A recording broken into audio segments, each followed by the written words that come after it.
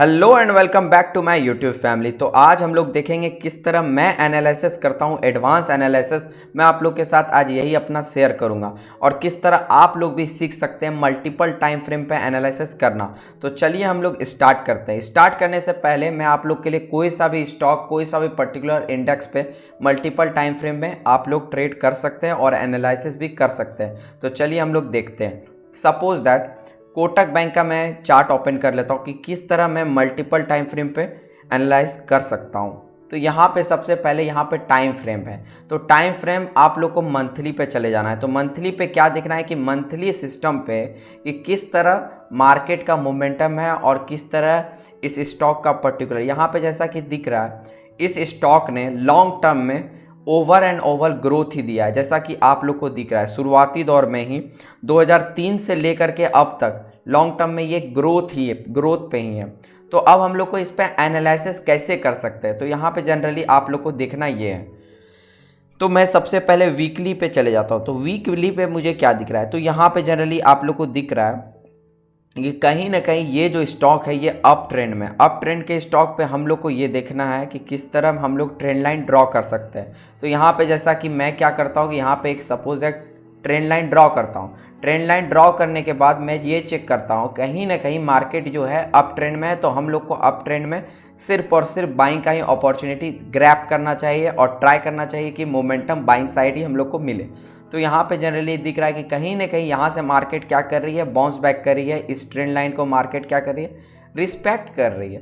तो यहाँ पे जैसा कि दिख रहा है तो हम लोग का एनालिसिस यही करना है कि हम लोग को सिर्फ और सिर्फ इस ट्रेंड लाइन पे जब भी आएगा तो हम लोग को सिर्फ और सिर्फ बाइंग का ही अपॉर्चुनिटी देखना है। तो जनरली अभी का जो रीसेंट सिनेरियो है, ये जो एनालिसिस मैं कर रहा हूँ ये वीकली एनालिसिस है, जैसा कि आप लोगों को दिख रहा है वीकली टाइम फ्रेम पे।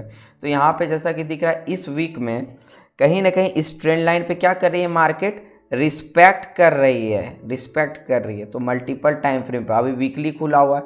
अब मैं क्या करूँगा कि कहीं ना कहीं यहाँ से हम लोग को एक बाइंग का अपॉर्चुनिटी देखना चाहिए इस ट्रेंड लाइन पे और यहाँ से कहीं ना कहीं बुलिश मोमेंटम ट्राई करना चाहिए देखने का। तो अब हम लोग को यहाँ पे क्या है कि ये जो मोमेंटम था, ये जनरली जो ये ट्रेंड लाइन था, अब हम लोग को डेली के टाइम फ्रेम पे आ जाना है।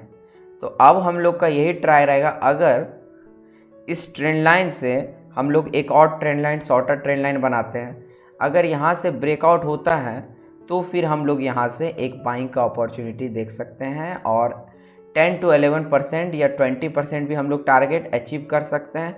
एंड हम लोग यहाँ पे जनरली छोटा सा एसएल लगा करके रख सकते हैं एंड टारगेट हम लोग का बड़ा रहेगा, स्टॉप लॉस हम लोग का छोटा रहेगा। तो इसी तरह मैं एनालिसिस करता हूँ। अब पर्टिकुलर कोई भी स्टॉक पे आप भी इस तरह एनालिसिस कर सकते हैं। सपोज दैट मैं एनालिसिस के लिए हिंदुस्तान यूनिलीवर को लेता हूँ। तो हिंदुस्तान यूनिलीवर भी एक अच्छा कंपनी है, तो इस पर हम लोग मल्टीपल टाइम फ्रेम पे एनालिसिस करेंगे। सपोज दैट हम इसको ओपन करते हैं मंथली कैंडल पे। तो मंथली कैंडल पे जैसा कि दिख रहा है, थोड़ा सा नेटवर्क प्रॉब्लम है तो आप समझ सकते हैं। तो हिंदुस्तान यूनिलीवर का चार्ट ओपन हो गया। तो यहाँ पे जैसा कि दिख रहा है कहीं ना कहीं ये भी जो स्टॉक है ये अप ट्रेंड का स्टॉक है और जनरली लॉन्ग टर्म में अप ट्रेंड का स्टॉक है। तो कहीं ना कहीं आप लोग को भी देखना होगा। और अभी जो बहुत सारा जो आईपीओ जो लिस्टेड हो रहा है, आईपीओ लिस्टेड होने के बाद क्या हो जा रहा है कि मार्केट ऊपर जाने के वजह नीचे आ रहा है। और यहाँ पे अगर आप लोग को दिख रहा हो ये सब जितना भी स्टॉक है बहुत ही हाई पोटेंशियल एंड बहुत ही अच्छा कंपनी का स्टॉक है।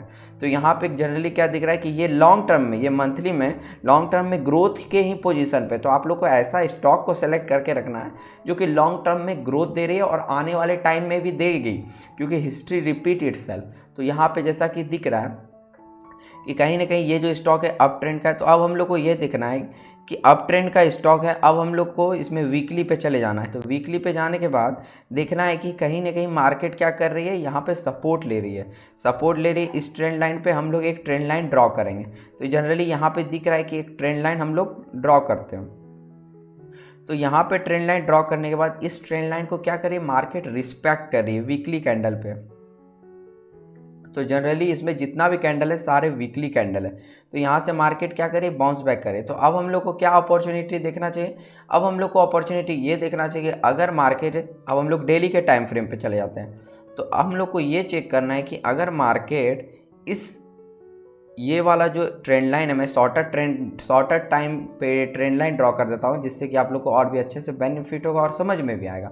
तो मैं आप लोग को जनरली बता देना चाहता हूँ कि अगर इस ट्रेंड लाइन का ब्रेकआउट अगर होता है, मतलब सपोज दैट इस ट्रेंड लाइन पे अगर मार्केट सपोर्ट लेती है, तो फिर हम लोग एक बाइंग का अपॉर्चुनिटी देख सकते हैं और हम लोग को अच्छा खासा 10 to 20% भी इनफ हम लोग टारगेट अचीव कर सकते हैं। जनरली आप लोग को भी दिख रहा होगा कि मार्केट कहीं ना कहीं एक बुल फेज में है और एक अप ट्रेंड में है, तो अप ट्रेंड में थोड़ा बहुत रिट्रेसमेंट आते रहता है। तो यहाँ पे जैसा कि दिख रहा है कि कहीं ना कहीं यहाँ से मार्केट एक बार जनरली ट्राई करेगी बाउंस बैक होने का अप साइड, तो फिर हम लोग एक बाइंग का अपॉर्चुनिटी इसमें देख सकते हैं हिंदुस्तान यूनिलीवर का। तो इसी तरह हम लोग एनालिसिस करते हैं। तो अब हम लोग को जनरली अब इस पर क्या देखना है कि अब हम लोग को और शॉर्टर टाइम फ्रेम पे चले जाना है। सपोज दैट हम 1 आवर के टाइम फ्रेम पे चले गए। 1 आवर के टाइम फ्रेम पे जाने के बाद अब हम लोग को ये देखना है, सपोज दैट कि हम लोग को 1 आवर के टाइम फ्रेम पे जनरली जा करके ये देखना है कि रिवर्सल स्पॉट आउट कैसे करना है। सपोज दैट ये ट्रेंड लाइन था लॉन्गर टाइम फ्रेम पे, तो लॉन्गर टाइम फ्रेम पे जाने के बाद अगर यहाँ पे डब्ल्यू पैटर्न बनता है, अगर उसका ब्रेकआउट होता है, तो फिर हम लोग यहाँ से बाइंग का अपॉर्चुनिटी देख सकते हैं और यहाँ पे छोटा सा एसएल लगा सकते हैं। अगर नहीं तो यहाँ पे हेड एंड शोल्डर पैटर्न बन रहा है, तो हेड एंड शोल्डर का भी हम लोग suppose that head and shoulder बना, तो हेड एंड शोल्डर भी एक रिवर्सल का साइन है, तो फिर हम लोग एक बाइंग का अपॉर्चुनिटी देख सकते हैं। तो अगर हम लोग को ये भी अपॉर्चुनिटी मिलेगा तो हम लोग ग्रैब करने की कोशिश करेंगे। नहीं तो अगर ट्रिपल बॉटम बना, अगर कोई भी सपोर्ट पे, अगर कहीं भी ट्रेंड लाइन के सपोर्ट पे अगर ट्रिपल बॉटम भी बना, तो भी एक रिवर्सल स्पॉट आउट हो सकता है। अगर आप लोग को रिवर्सल पे भी वीडियो चाहिए तो आप लोग मुझे कमेंट सेक्शन में कमेंट कर सकते हैं, मैं आप लोग के लिए नेक्स्ट वीडियो वो भी लेकर के आऊँगा। तो अगर आप लोग को इस एडवांस एनालिसिस के वीडियो में अगर कुछ भी सीखने के लिए मिला तो आप मेरे इस चैनल को सब्सक्राइब कर सकते हैं एंड मुझे भी सपोर्ट कर सकते हैं। Thank you for watching this video. Thank you.